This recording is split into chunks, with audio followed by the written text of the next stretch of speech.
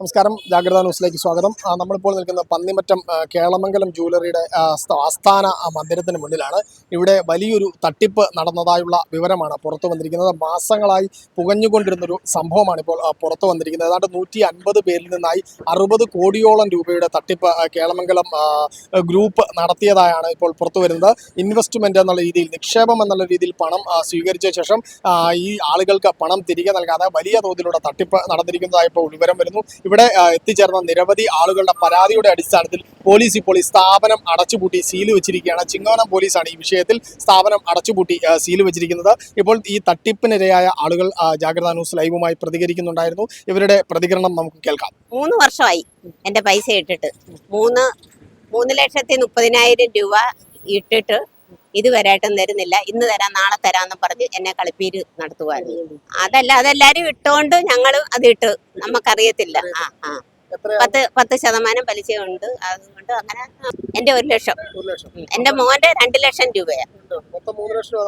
3, പിന്നെ എന്റെ മോടെ ഉണ്ട് 30,000 രൂപ. തിരിച്ചു തരാന്ന് പറഞ്ഞിട്ടില്ല. ഒത്തിരി ആൾക്കാരെ എല്ലാം ഉണ്ട്. ഒത്തിരി ആൾക്കാരെ കളിപ്പിച്ചിട്ട് പുള്ളി അവിടെ പോയി.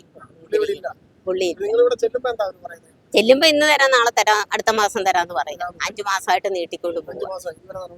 ഞാൻ ഒരു 10 കൊല്ലം മുമ്പ് ഇൻവെസ്റ്റ് ചെയ്തതാണ്. അന്ന് വലിയൊരു എമൗണ്ട് ആയിരുന്നു, 7 ലക്ഷത്തിന് മേളിൽ ഇൻവെസ്റ്റ് ചെയ്തതാണ്. എന്നാൽ ഈ കമ്പനി ഇങ്ങനെ പൊട്ടിക്കൊണ്ടിരിക്കുന്ന ഒരു മണം വന്നപ്പോഴത്തേക്ക് ഞാൻ വിഡ്രോൽ ചെയ്തു. അങ്ങനെ 2 ലക്ഷത്തിലാക്കി തന്നു. പിന്നീട് അങ്ങോട്ട് ഇദ്ദേഹം ആ ബാക്കി പൈസ തരുന്നില്ല. അങ്ങനെ 2 ലക്ഷവും അതിൻ്റെ പലിശ, ഞാൻ 2 വർഷത്തെ പലിശ എടുത്തില്ല.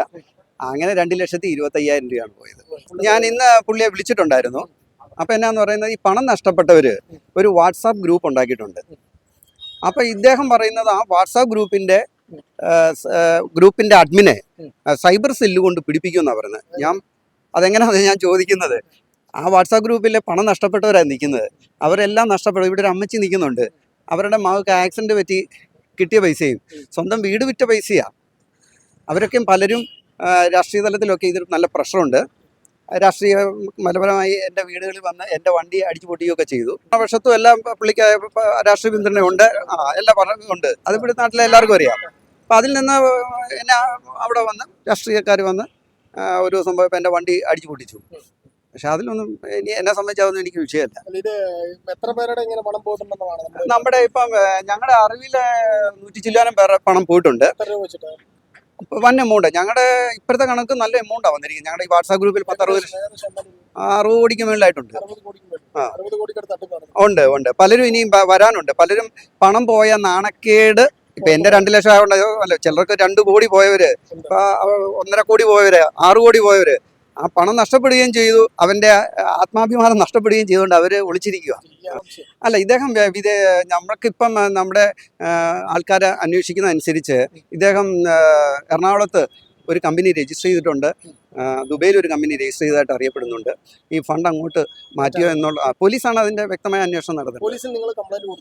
പോലീസ് കംപ്ലൈൻറ്റ് എൻ്റെ ഇരിപ്പുണ്ട്. അപ്പം ഇന്നിപ്പോൾ അവിടെ കഴിഞ്ഞു, നാളെ കൊടുക്കാം എന്നുള്ളതാണ്. ഞാൻ ഇന്ന് കൊടുത്തിട്ടുണ്ട്. അതിൻ്റെ അന്വേഷണത്തിലല്ലേ പോലീസ് എല്ലാ ദിവസവും വരികയും ഇപ്പം ഇത് അടപ്പിക്കുകയും ചെയ്തത്. ഇന്ന് ഞാൻ അദ്ദേഹത്തെ വിളിച്ചിട്ടുണ്ടായിരുന്നു. കമ്പനി ഇന്ന് അടപ്പിച്ചു. കാര്യം എന്ന് പറയുന്നത്, ഇനി ആൾക്കാർ ഇനി എൻ്റെ അത് കയറി വല്ല ആത്മഹത്യ നടത്തി കഴിഞ്ഞാൽ ഇനി ഇവർ ഉത്തരവാദിത്തം പറയും. പിന്നെ അതിൻ്റെ FIR ഇടേണ്ടി വരും.